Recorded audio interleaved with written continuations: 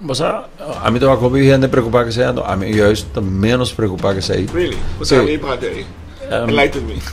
Aruba é uma isla que, na Aruba é fácil para importar produtos de todo o mundo. E nós temos uma isla que está eigenlijk importar acaba de toda parte do mundo. Então, dus mais e mais, eigenlijk o mercado está virando menos importante para nós. Botoak Latinoamérica, botoak qualquer parte da Europa, qualquer parte da Ásia, qualquer parte do mundo hoje em dia está exportado. Vooral Latinoamérica, Centroamérica, hasta do Caribe, botoak hope de desenvolvimento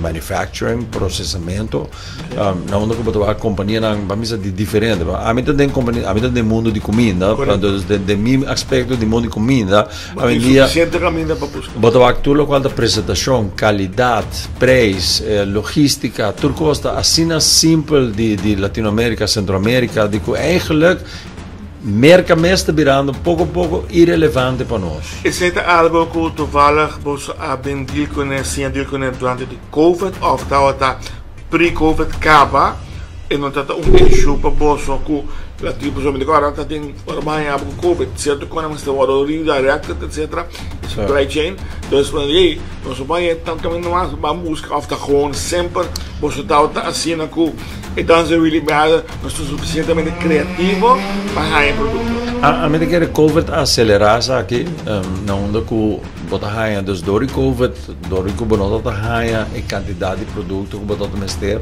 Dus kiko hender aan dat ganha de produto na qual aan dat ganha, aan dat compra, sobre door die necessidade. Então eigenlijk ora boaki bopur ba economia novo na aqui então produto nas de Latinoamérica, Centroamérica, whatever, pode realizar de que trobe qualidade mescos tu costa bom, tremendo.